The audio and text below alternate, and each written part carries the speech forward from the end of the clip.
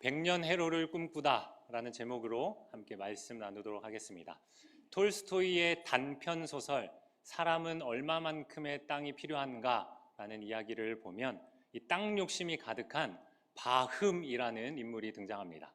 이 바흠은 이 악마에게 이용당해서 이 땅 욕심을 품었고 그 욕심이 점점 커져갔습니다.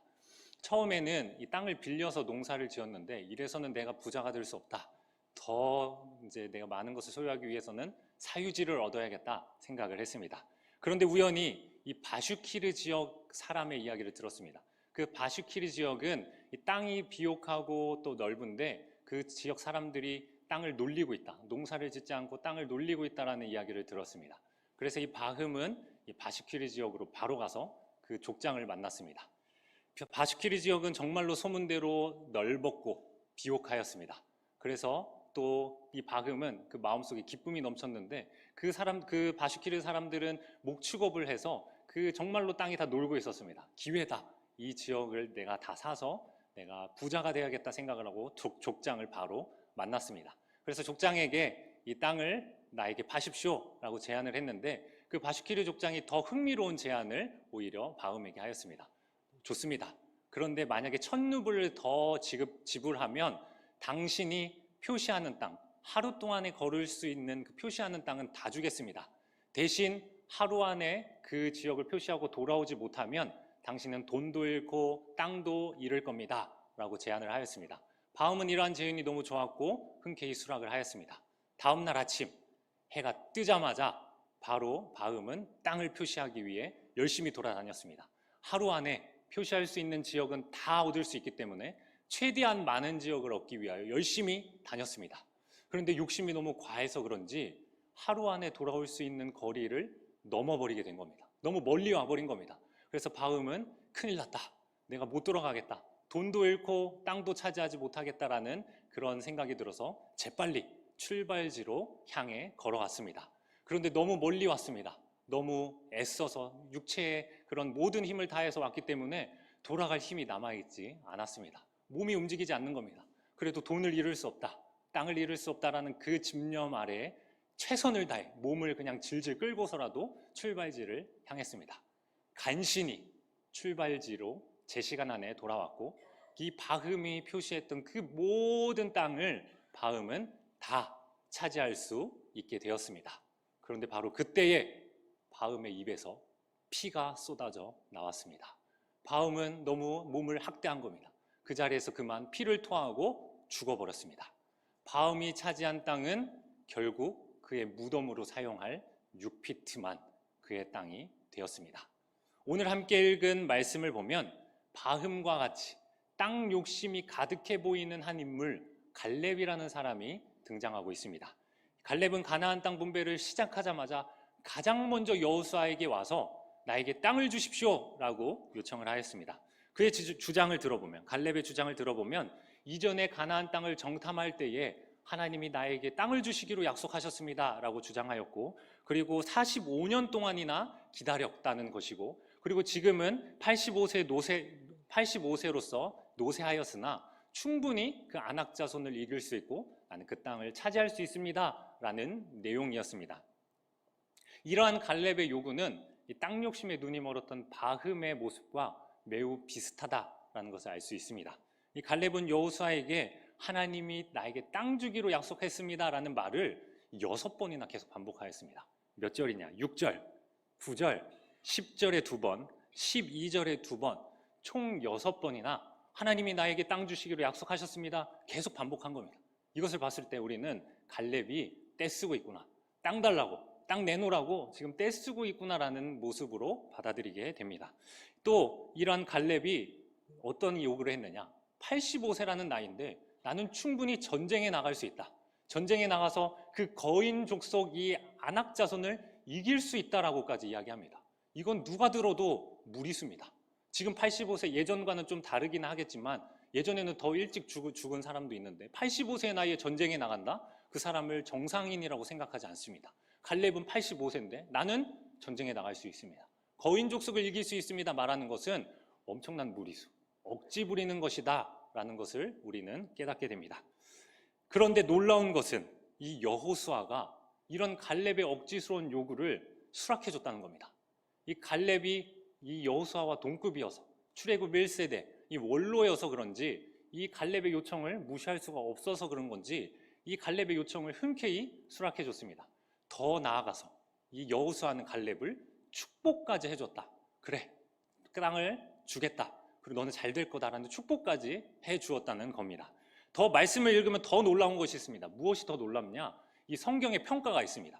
이 성경을 평가하는 이제 자가 기록이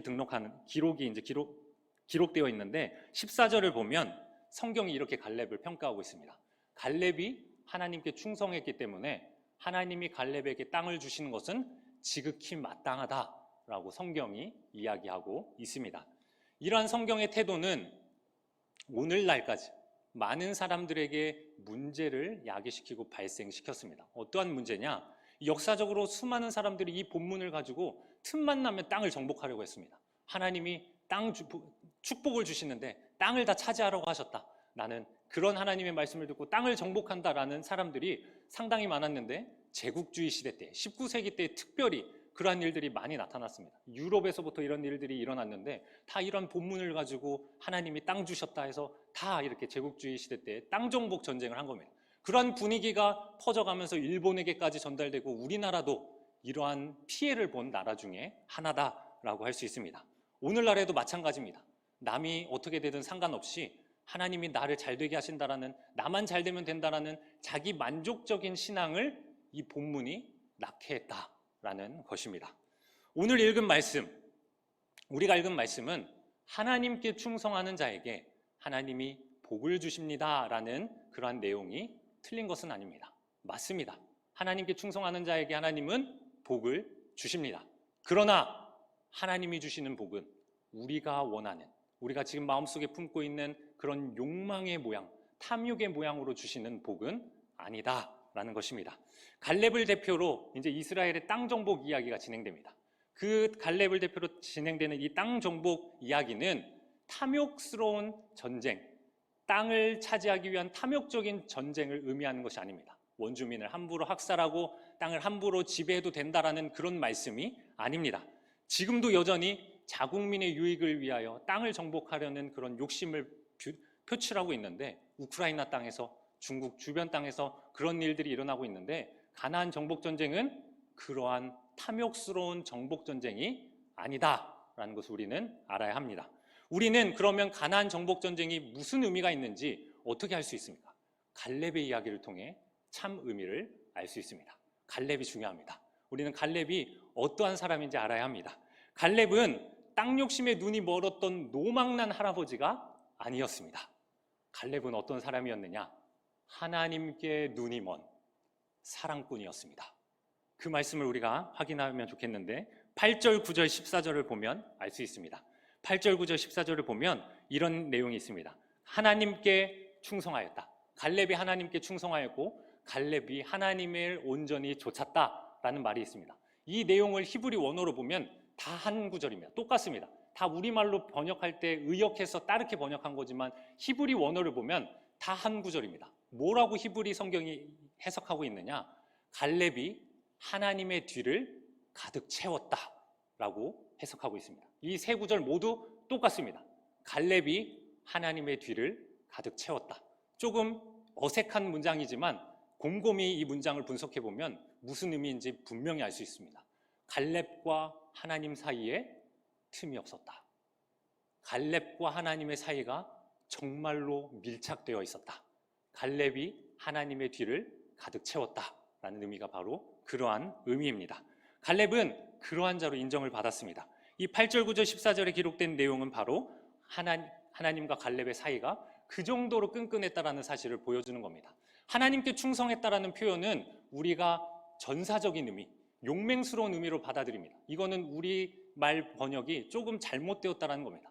우리가 이 번역을 볼 때 원 의미를 오해할 수가 있습니다. 이 충성했다, 갈렙이 용맹스러운 전사처럼 그렇게 나갔다라고 오해하게 만드는데 사실 히브리 원 의미는 그런 의미가 아닙니다. 갈렙이 문신으로 충성을 맹세하고 막 우락부락하게 전사처럼 충성합니다 라고 말한 게 아니라 원 의미를 보면, 히브리 원어를 보면 하나님과의 빈틈이 없었다. 친교적인 의미, 또 가족적인 의미로 표현됐다는 것을 우리는 알아야 합니다. 비유를 들면 이렇습니다. 갈렙은 하나님과 결혼하여 정말로 친하게, 친밀하게, 끈끈하게 살았다. 하나님과의 그 부부 관계가 정말로 친밀했다라고 해석할 수 있다는 겁니다. 갈렙이 이렇게 선포했습니다. 하나님이 나에게 땅 주시기로 약속하셨습니다를 6번이나 반복했는데 이거는 떼쓰는 것이 아닙니다. 떼쓰는 것이 아니라 하나님과의 언약을 자랑하는 겁니다. 저는 하나님과 결혼한 사람입니다. 저와 하나님과의 관계 너무나 친밀합니다. 하나님이 나를 책임져 주시고 하나님이 나를 인도하시고 나에게 영원한 생명을 주십니다. 그 약속, 그 언약 나는 계속 붙들고 있습니다. 그 언약을 자랑한 것이 바로 하나님이 나에게 땅 주시기로 약속했다라는 6번의 강조라고 할 수 있습니다. 갈렙은 하나님과의 관계가 전부였습니다. 다른 거 필요 없습니다. 하나님으로부터 주어지는 그 모든 것, 그것으로만 충분했습니다. 갈렙의 기업은 땅이 아니었습니다. 갈렙의 기업은 하나님 자체였습니다. 여호수아 14장 13절 14절을 보겠습니다. 정말 중요합니다. 여기 여호수아 14장 13절 14절을 보면 갈렙이 요구했고 갈렙이 얻은 땅이 헤브론이라고 등장하고 있습니다. 이 헤브론이 바로 갈렙과 하나님의 관계를 표현해주는 지명인데 너무 중요하기 때문에 우리 성도님들의 목소리를 한번 읽어주셔야 됩니다. 그냥 멀뚱멀뚱 들으셔도 되지만 그래도 읽어주시면 좋겠습니다. 우리 13절 14절 성도님들의 목소리로 읽어주시겠습니다. 시작!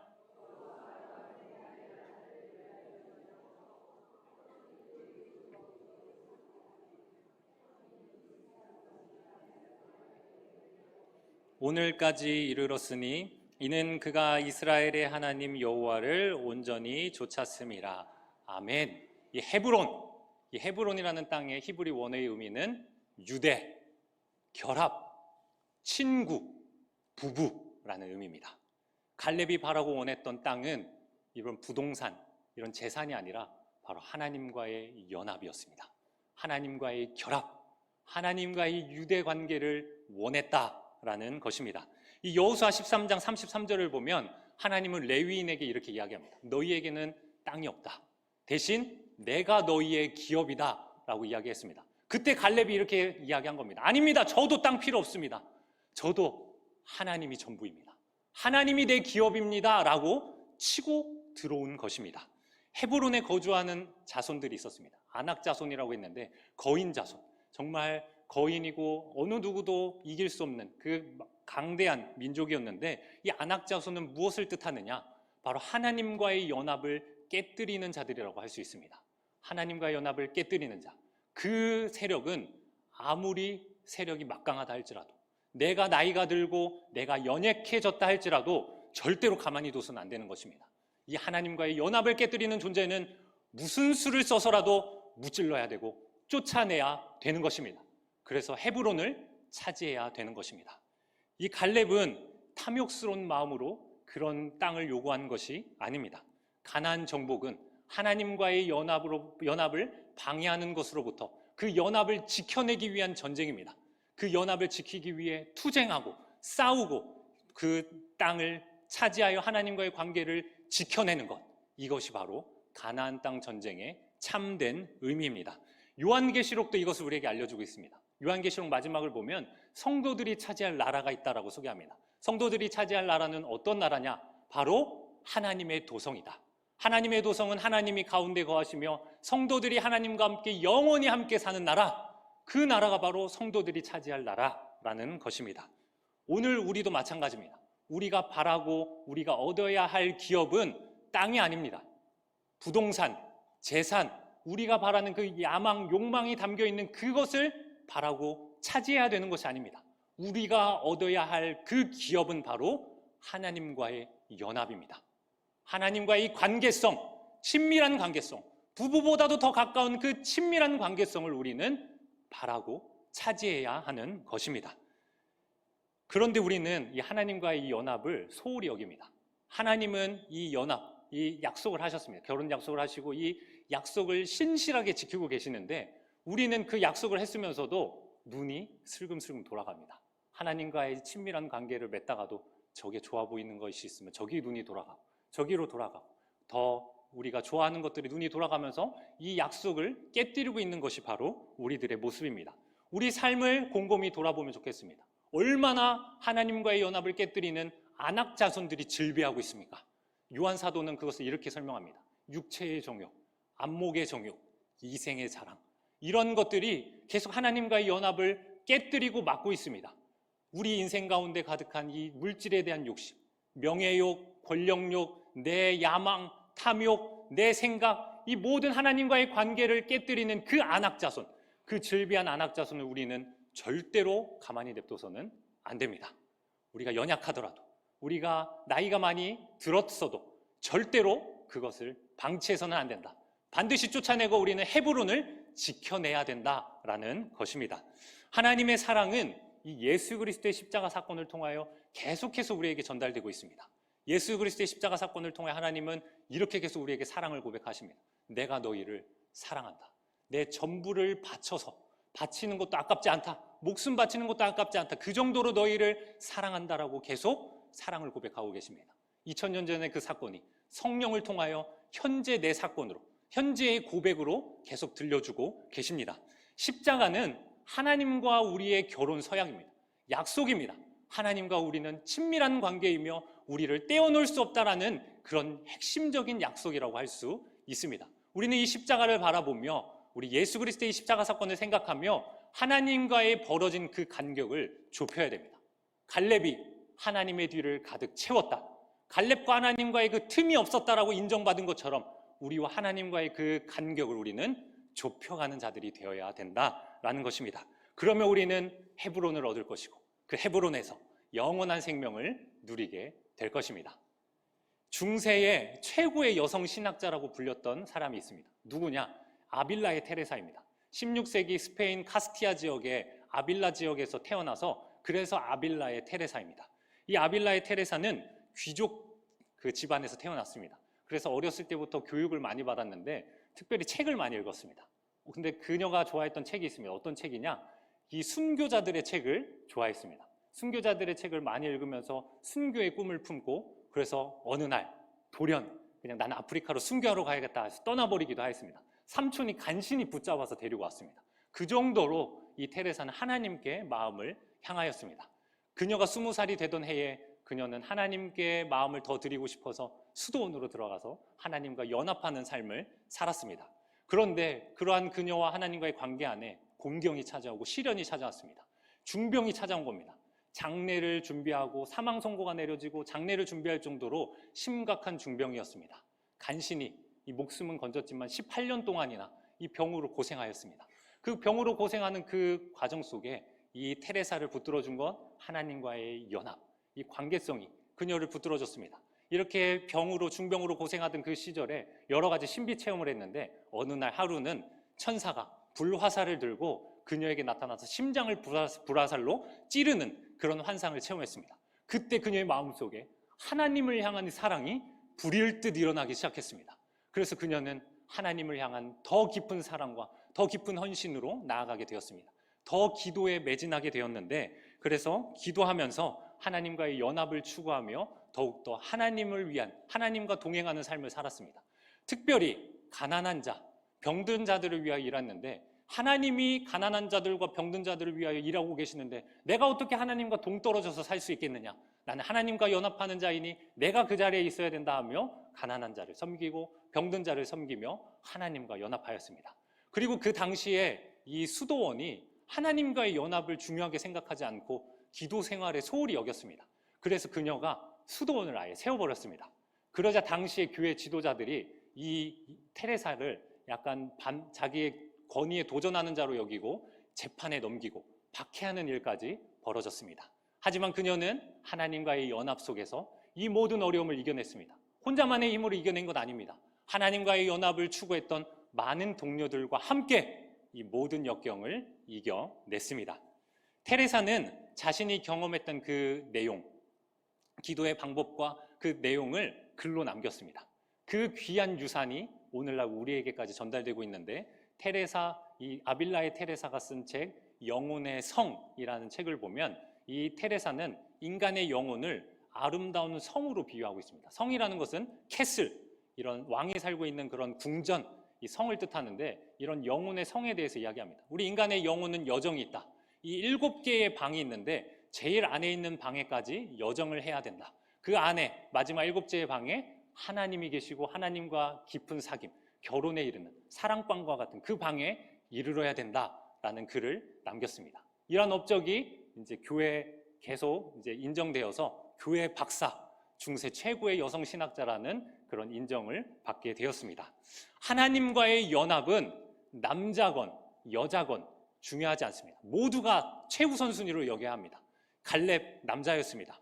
또 신약에 등장하는 바울 남자였습니다. 하나님과의 결혼, 하나님과의 결합을 최우선순위로 여겼던 사도였습니다. 뿐만 아니라 중세 이 아빌라 테레사의 동료였던 십자가의 성 요한이라는 사람도 있는데 이분도 남자였는데 하나님과의 결혼, 연합을 가장 중요하게 여겼습니다. 또 미국의 목회자인 존 파이퍼 목사님도 하나님과의 연합 결혼을 중요하게 여겼고 저 역시도 제 목회 방향, 제 개인적으로 하나님과의 결합, 연합을 최우선순위로 삼고 있습니다. 우리 인간의 결혼 다 하나님과의 연합의 유비입니다. 남자와 여자가 결혼하여 사랑하고 아름다운 열매를 맺는 것, 이 모든 것이 다 하나님과의 연합을 보여주는 유비다라고 할 수 있습니다.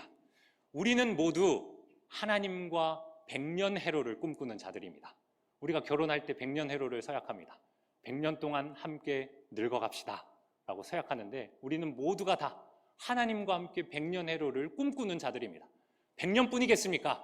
하나님과 함께 영생을 꿈꾸는 자들입니다. 우리의 성도님들이 하나님과의 연합을 가장 우선순위에 두는 자들 되기를 주님의 이름으로 축복합니다. 다른 기업 필요 없습니다. 다른 기업은 우리를 살릴 수 없습니다. 하나님만이 우리를 살리시고 영원한 생명을 주십니다. 하나님과 연합하는 자, 그것을 위하여 애쓰는 자, 하나님과의 간격을 좁히는 자, 틈이 없는 자에게 헤브론이 주어질 것입니다. 그 헤브론에서 하나님과 함께 영생을 누리는 우리 홍감교회 온 성도들 되시기를 주님의 이름으로 축복합니다.